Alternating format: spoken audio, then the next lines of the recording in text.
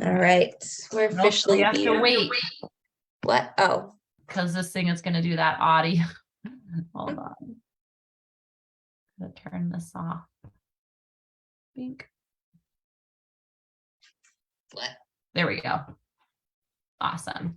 Wow. All right. Hello, everyone. That was better than normal. Hello. Hello here from COVID Isolation Central. I know, it's like back in the day when we were all on lockdown and we did this many, many times. 2.5 years in, I got COVID for the first time. Finally happened. Jen had a good run, but I did. It was a good run. Yeah. So, yeah, I tested positive on Thursday and still feeling pretty sick today. So, but she's rallying yes, for this live. Yes. That's and because awesome. I needed to do something besides lay on my couch and watch tennis. Like, I guess I can just talk into the screen for a little while. Yes. Not too bad. I cleaned the bathroom today. I felt like that was very productive of me.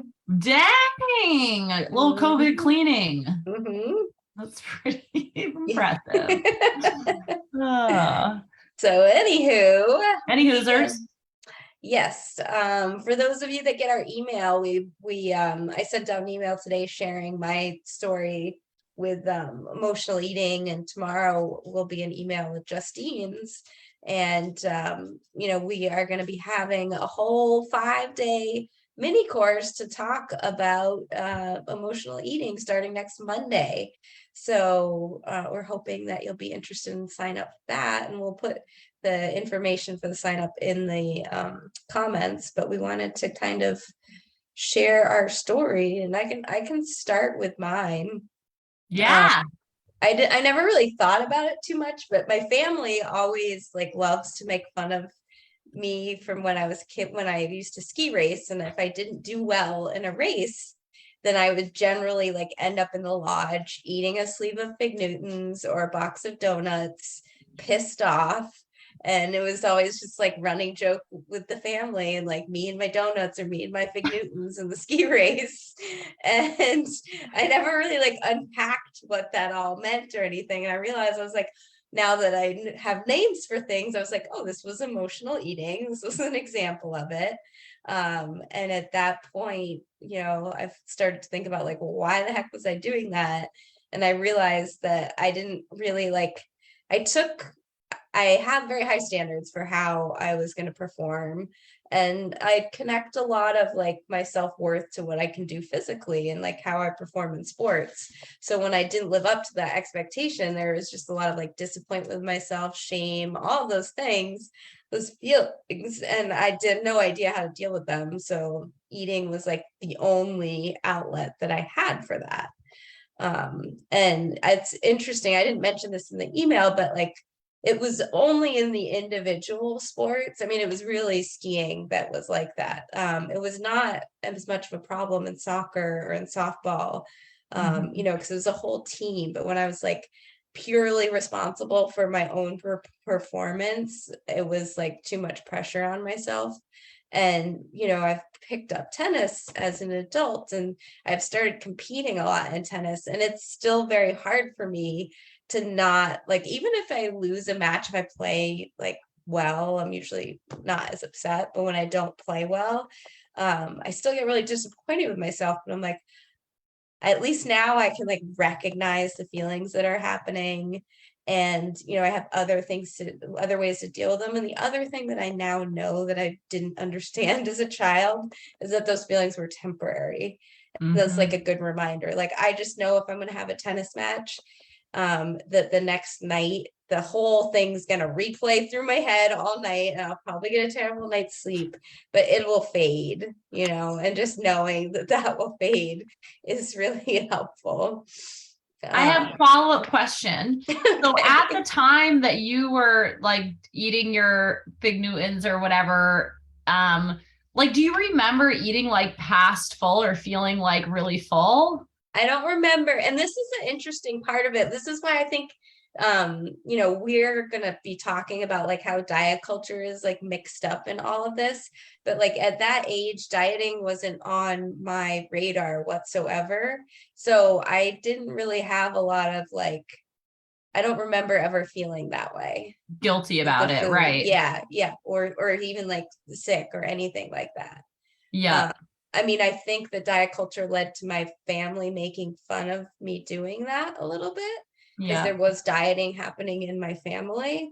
yeah. But for me personally, yeah, there wasn't a lot of like guilt or shame about that. The poor performance on the ski hill was much worse.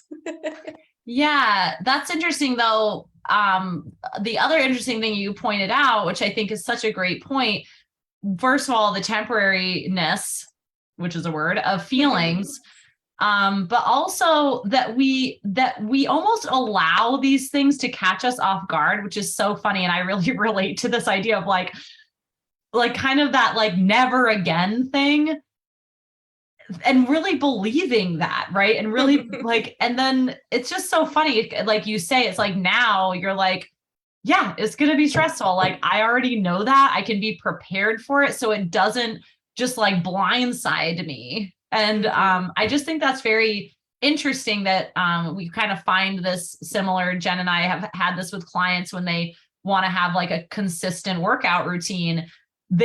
People don't tend to plan for uh difficult Well, times or like right. vacations or anything or sick days. They just think, okay, from here on out, I'm working out 3 days a week for my entire life.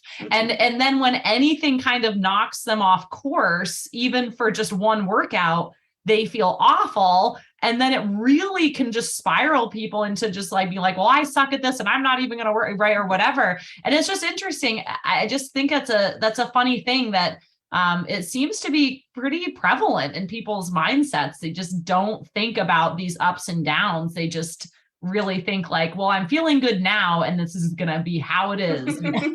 Or I'm feeling bad now, and I guess now I just feel bad all the time. And I remember being like that. I still Yeah, can no. be like that for sure. And you know, we're going to talk about in the course, just, you know, having other coping mechanisms besides eating. And spoiler alert, we're, as we go through the course, we're not going to be suggesting that eating to soothe yourself is like the worst thing in the world. You know, it can be okay, but when it's the only what you have with making yourself feel better or avoiding challenging emotions, then it can be an issue. And I think for a lot of my life, like I had food and I had anger. Like I had those two things. And we talked about like sarcasm and humor as well for dealing with things. But those were kind of like the only, I didn't really have any other ways. So developing other things you can do for yourself.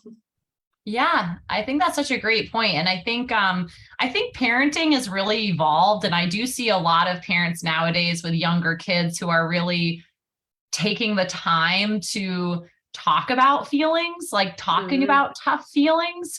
You know, I hear these little conversations happening to me, like happening around me, like at the grocery store, you know, where I hear parents saying things like, you know, you sound really frustrated. Like, do you think maybe you're just, you know, like tired, you know?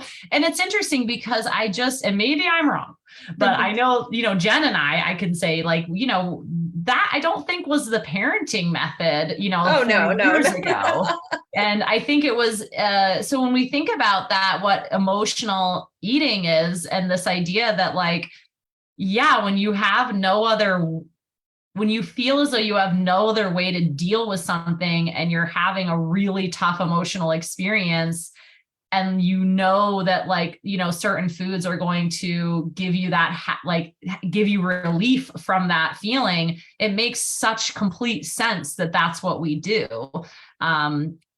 It's just it's like so kind of so straightforward and simple in a way. Even though there's and let's like that like brings up the point that those foods literally help you increase your serotonin levels. Yeah.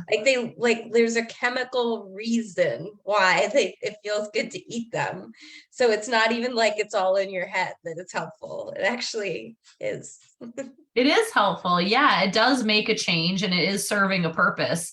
That's a really great way to put it. And yeah, thank you for sharing, Jen. Is that the end of your emotional eating story? Well, that version, then we can do the 2.0, the older me version later. 2.0. 2.0. Yeah, it's interesting. Like that's funny that you mentioned this kind of younger version. And because when I was thinking about my own story, I'm like, think way, way, way back. And the kind of earliest memory was sneaking chocolate chips from this like big bag that my mom had for baking.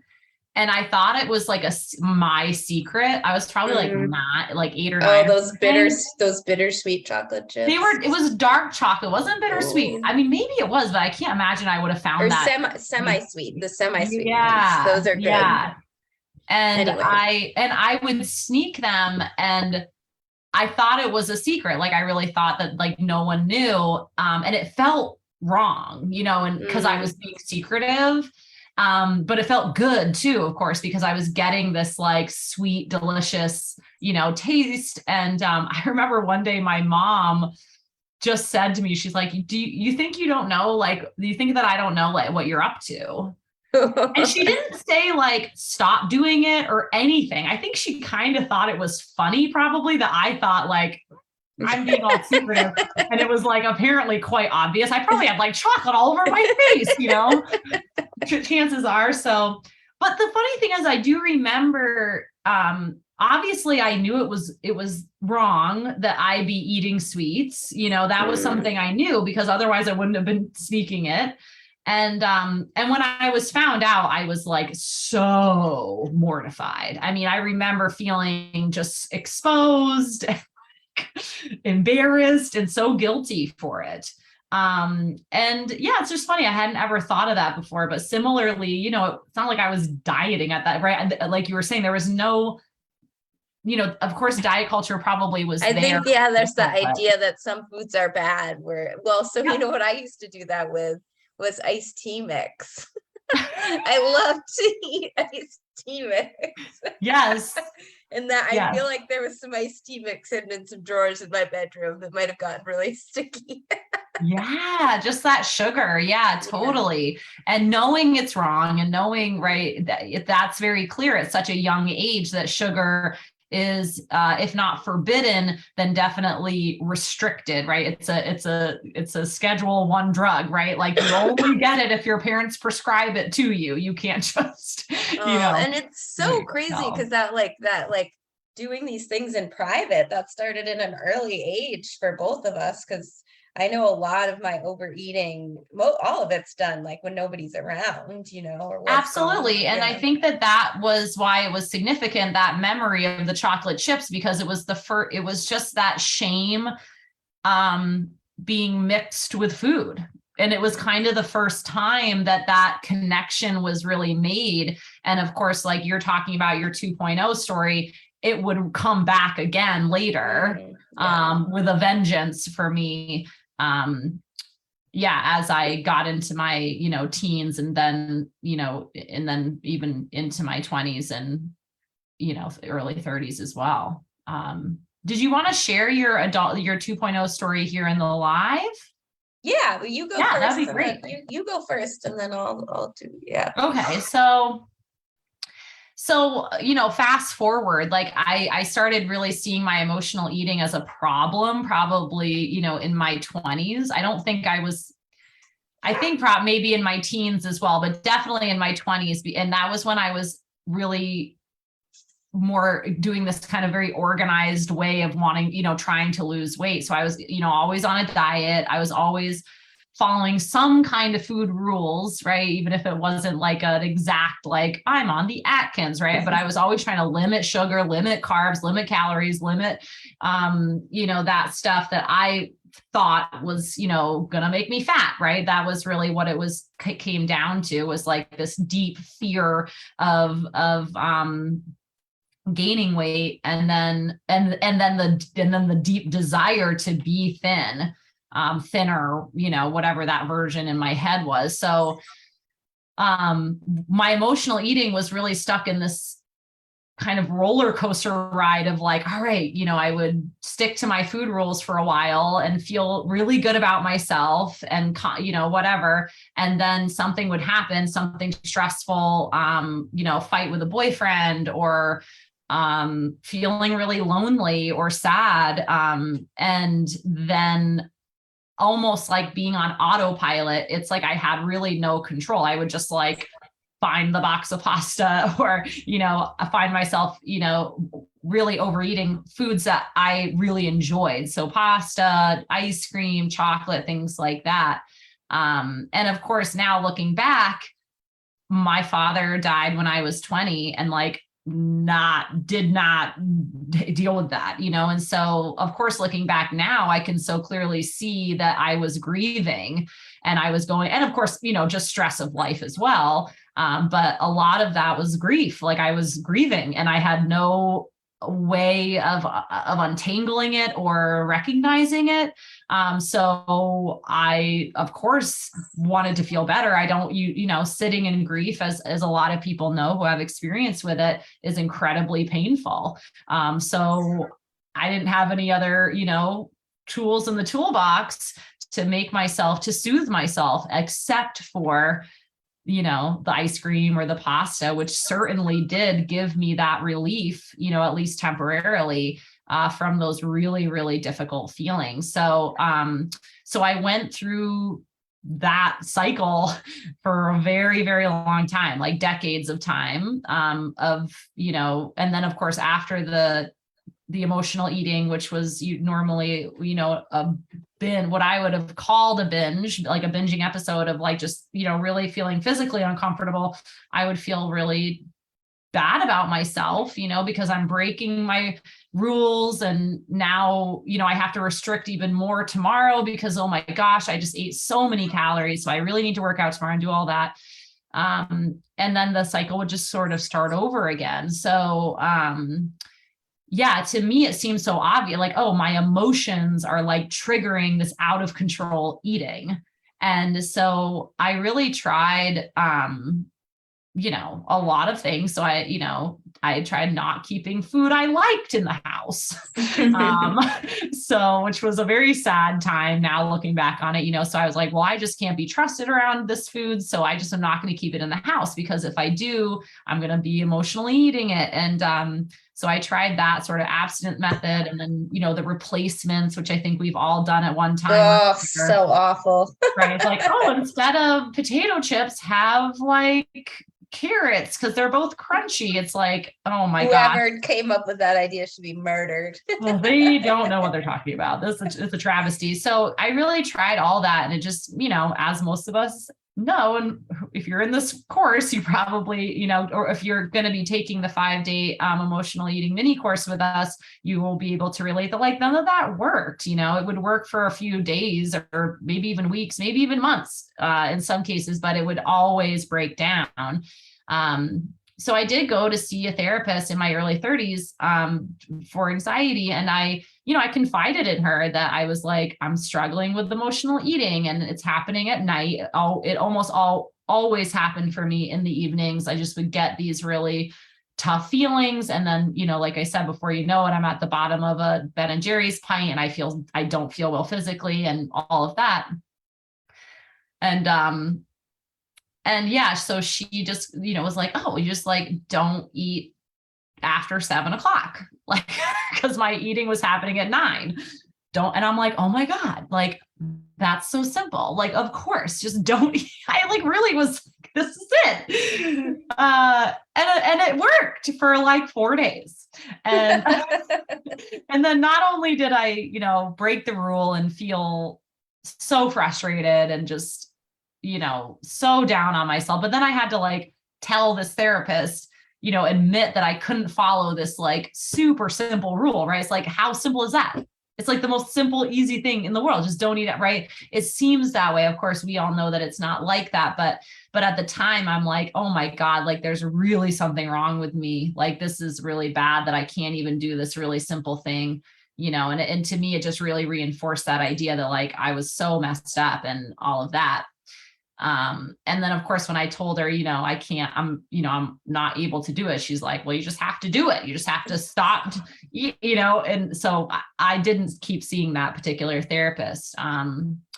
And fortunately, at the tail end of seeing that person, I had started reading the intuitive eating book. And to me, when it was like revealed that there was like this possibility that restricting was like causing all of these issues. And I made this connection between like, it really seems like the more I restrict when I'm eating, the worse my emotional eating episodes are. And I had never made that connection because I thought restricting was the answer to not it. Not the problem. Correct, right? Like I thought, no, I need more discipline. I need more structure and rigidity and rules because look how out of control I am. When you see something and it's going like this, like, what do you want to do? You want to be like, tie this thing down, like get this thing's structured, right? So I really thought that was the answer. And it never occurred to me that I was actually fueling my emotional eating episodes by restricting. Like it just never occurred to me. So when that very realization actually had a really big impact on my emotional eating, and also, like Jen said, diversifying my coping mechanisms and actually seeing a different therapist and going through yoga teacher training and deepening my yoga practice, my meditation practice. And just starting to deal with some stuff made a really, really big difference for me. So yeah, and we'll talk. I mean, if you're doing the course with us, we're going to get more into that part of it, more the healing stage for Jen and I, but we don't want to take up all the time during the live today. But so if you're going to do the course, though, we will be getting, because you're probably like, well, what do you mean? How? Like, what do you mean? So don't worry, if you're interested in that process that we went through, then please sign up for the mini course and we'll put that in the comments, the link to that in the comments. Yeah. I think it's a really interesting, if you do struggle with emotional eating, is to take a look at when it happens. And I'm going to guess that the majority of people, it's going to happen at night or on the weekends. And so like as an adult, for me, a time that I struggled the most with it was Sunday evenings in particular. And I always felt really lonely, especially after my divorce on Sunday nights. And I was like, oh, and I remember I had an online trainer, and I remember talking to them about like how hard the time I was having with the weekends, and particularly Sundays. And like, it's just me and my self-control. And like, he was great in talking about like, what other things can we do to help you with like the loneliness and that kind of thing, which was awesome. But at the same time, like Sunday is also your last opportunity to eat those bad foods before you start on Monday. So of course I was going to eat more, because it's like, I want it all out of the house. So I'm going to eat it all, so I don't have any for Monday. And B, there's always that plan on Monday to be so good. And next weekend's going to be better, and I'm not going to eat like this again. So there's like the last supper mentality. So yes, there was loneliness, but there was all that other stuff mixed in there for sure. Such great points. And just that we relate kind of this idea of, that eating in a healthy way is connected to like how we're feeling, so it's like, and Jen and I have talked about this a little bit in other lives and videos about this idea where people say, well, wait a minute though, because when I'm following a diet, I do feel good. Like you're saying that the diet is like not good for me, but like I feel good, and how that is true. It's a true thing. And Jen and I have experienced that, because there's something that feels so it's like such an accomplishment and so safe in following rules and Yeah. being good. And so oftentimes, and I've seen this with so many clients and just friends and people, women that I know, I'm speaking about like women in particular, where it's like, if they're doing well on their diet, it's like their whole life is going well. And as soon as like, the diet is, they've fallen off the wagon, it's like everything is bleak. And it's like so interesting how those things are connected for women, and it's not a mistake. And this is something we'll dive into more deeply in the mini course as well. But this is one of the ways that diet culture marries together, like eating a certain way and how good a person you are. And right. And that's something we're going to get into and talk about how impactful that is on our mental health. Yeah, there's also like some diets gamify it as well, which makes it very satisfying. Like when you're following a point system, like there's a reason why they do that. And it's because it makes it a game in your head. And if you're winning the game, you feel good. And like, that's a thing. Yeah, absolutely. And that's why I always say, with the big one, which we've talked about, like the pedometer, where it's like counting steps, and people are like, well, how do you know if it's a problem? Like, and it's just like, some people definitely can do things like that. And if they don't get to their steps, they're like, man, it's cool. No problem, right? But that is the exception. And some people will do laps in their bathroom before bed. Yeah. And again, it's only you can know, right? If it's an issue or not. Like no one can say that for you, but we become like if this is going well, then everything is going well. If this isn't going well, then everything is bad in my life, and I think that might be that kind of red flag. I don't know. I'm off on a tangent, I guess. Which happens. So that being said, nuts and bolts, the mini course, unless there's something else you want to say about your story. No, great. The emotional eating 5-day mini course is free. It starts Monday. You'll get a email with a little video. If you've done challenges with us before, we like to do a little video the night before, and anything that we ask you to do isn't going to really take more than 10 minutes at the most. And as always, if you miss days, like just pick up where you are. It's fine. The emails will be there forever, so like don't worry about that. And we will post other additional information about the challenge in the Facebook group throughout the week. And we're there for, we'll get your email. And if you ever have any questions or anything, you can always just email us back and we'll get back to you. That's all I have to say about the challenge. Nice job, Jen. Good job talking through the COVID. I'm going to need a nap after this. It's been a busy day. Yes. Yeah. Jen really said it all, but I always have to have the last word.